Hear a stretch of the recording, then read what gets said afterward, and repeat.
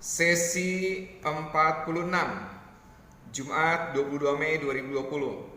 Selamat sore GKP Jemaat Seroja. Dari ruang rapat saya akan bahas pendahuluan kitab Ezra dan Nehemia. Pada mulanya kedua kitab ini adalah satu kitab.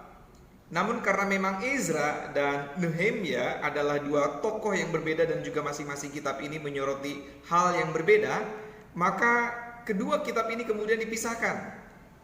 Di pembahasan ini saya sengaja menampilkan pendahuluan tentang kitab Ezra dan Nehemia secara bersama-sama karena memang kedua kitab ini memiliki latar belakang yang sama. Lahirnya kitab Ezra dan Nehemia sesungguhnya tidak dapat dipisahkan dari dekrit yang dikeluarkan oleh Raja Koresh dan Artasasta, yaitu dua orang raja kerajaan Persia yang mengizinkan orang-orang Yahudi kembali ke tanah nenek moyangnya. Setelah 50 tahun mereka dibuang ke Babel, orang-orang Yahudi akhirnya dapat kembali pulang ke tanah nenek moyang mereka dan Yerusalem. Lalu masih akan berlanjut hingga 20 tahun kemudian, ketika proses pemulangan ini pun dilakukan secara bertahap. Latar belakang kitab Ezra dan Nehemia berasal dari zaman periode 538 sebelum Masehi sampai 430 sebelum Masehi. Secara lebih spesifik, Ezra yang adalah seorang imam memulai pelayanannya di masa sekitar tahun 458 sebelum Masehi, di zaman Artasasta pertama. Dan Nehemia yang adalah seorang pejabat pemerintahan setingkat bupati ataupun gubernur di masa sekitar 445 sebelum Masehi, pada zaman tahun ke-20 tahun ke-20 pemerintahan Raja Artasasta itu.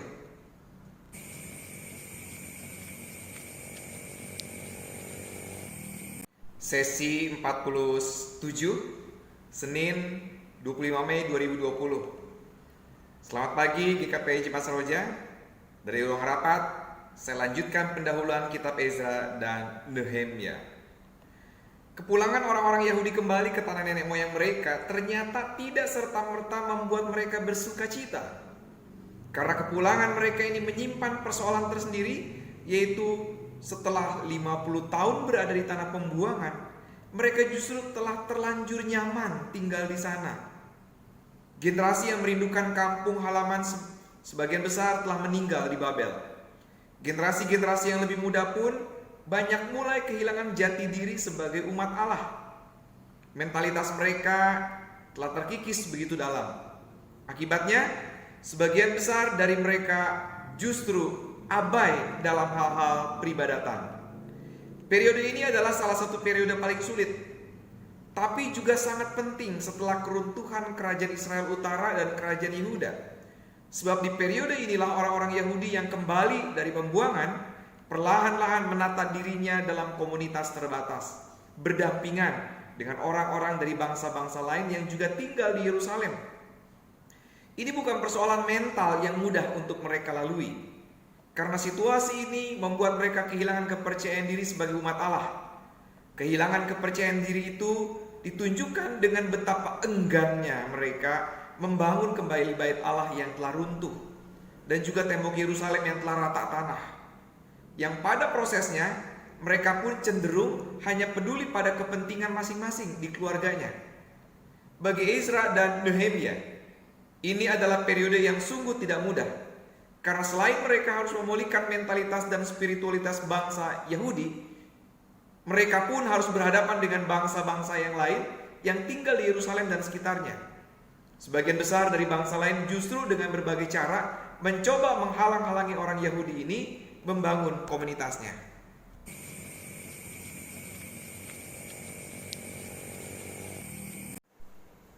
Sesi 48 Senin 25 Mei 2020.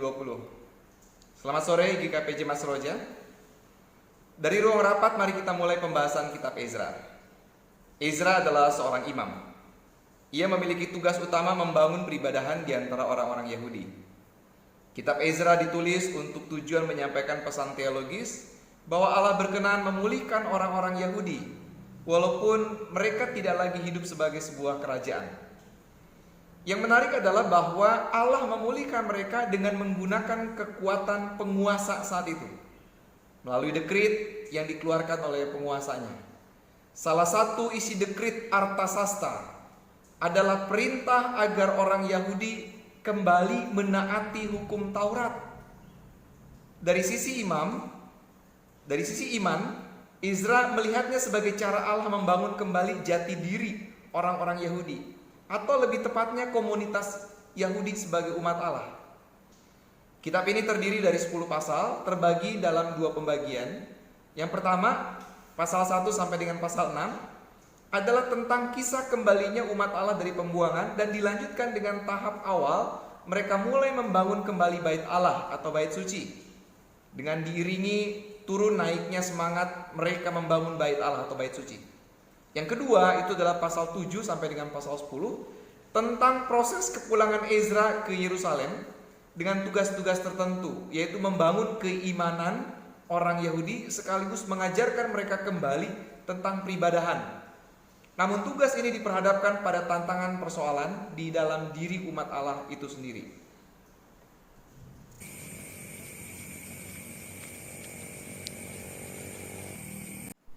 Sesi 49, Selasa 26 Mei 2020. Selamat pagi GKP Seroja. Dari ruang rapat, mari saya lanjutkan pembahasan dengan kitab Nehemia. Nehemia adalah orang Yahudi yang mendapatkan kesempatan menjadi seorang pejabat kerajaan, yaitu juru minum raja. Kita bisa bandingkan pasal 1 ayat yang ke-11. Ini sesungguhnya adalah jabatan penting karena menyangkut keselamatan dan kesehatan raja. Setelah itu ia mendapat jabatan semacam utusan atau perwakilan raja di daerah koloni. Jabatannya setingkat bupati atau malah setingkat gubernur. Ia memiliki tugas membangun kepercayaan diri orang Yahudi dan membangun jati diri mereka dengan cara pembangunan infrastruktur kota, termasuk tembok Yerusalem dan juga bait Allah atau bait suci. Kitab ini terdiri dari 13 pasal, terbagi ke dalam 3 pembagian. Yang pertama, pasal 1 sampai pasal 7 tentang kepulangan Nehemia ke Yerusalem dan upayanya membangun kembali bait Allah atau bait suci, dengan diiringi turun naiknya semangat mereka membangun bait Allah atau bait suci.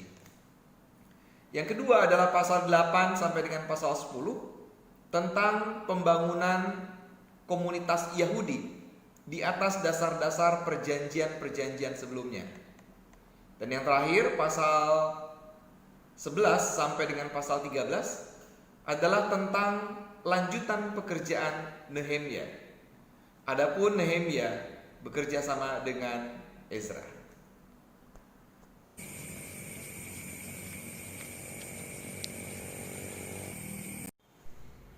Sesi 50, Selasa 26 Mei 2020.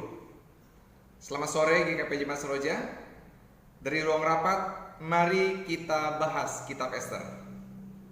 Sebagaimana saya sampaikan pada pendahuluan kitab Ezra dan Nehemia, setelah mengalami pembuangan 50 tahun plus 20 tahun proses pemulangan orang Yahudi ke tanah nenek moyangnya, total 70 tahun, ternyata tidak semua orang Yahudi suka untuk pulang. Nah, Mordekai dan Ester masuk ke dalam kelompok orang Yahudi yang tidak pulang. Mereka tetap tinggal di Babel, di dalam benteng Susan. Kitab Ester memiliki 10 pasal dengan keunikan yang sangat mencolok, yaitu tidak satu kali pun mencantumkan sebutan atau nama Allah, Tuhan, atau Yahweh atau Elohim. Tokoh utamanya adalah Ester, yang nama aslinya adalah Hadasa, bersama dengan Mordekai. Mordekai dan Ester adalah sepupu. Kita bisa lihat di pasal 2 ayat yang ke-7. Namun Ester hidup di bawah pengasuhan Mordekai karena Ester telah menjadi yatim piatu.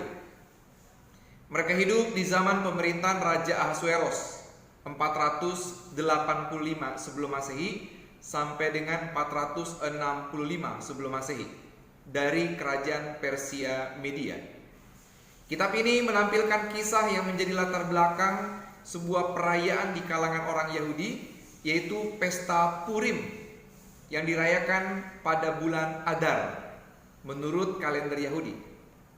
Selain itu, kitab ini pun hendak menyampaikan satu pesan teologis bahwa kebaikan pada akhirnya akan selalu menjadi pemenang dari pergumulan yang panjang melawan kejahatan.